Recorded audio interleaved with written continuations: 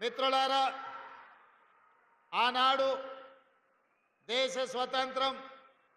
15 August 1947 నాడు మనకు స్వతంత్రం వచ్చిన రోజు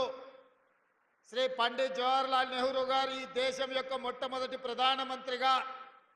ఈ దేశం యొక్క భవిష్యత్తును తీర్చిదిద్దాలి అంటే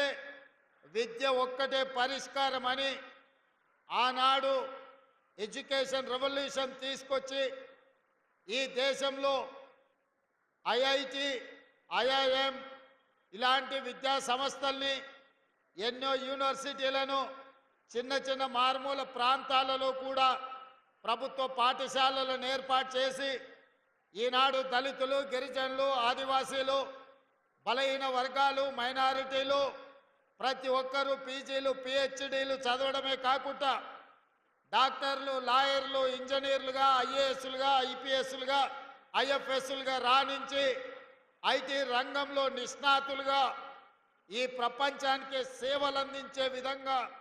భారతదేశం యొక్క విద్య వ్యాప్తి చెందింది అంటే అది పండిత్ జవహర్లాల్ నెహ్రూ గారు వేసిన పునాదులు. ఆ పునాదులే ఈరోజు ఈ లక్షలాది మంది విద్యార్థినులు చదువుకోవడానికి ఉపయోగపడ్డది.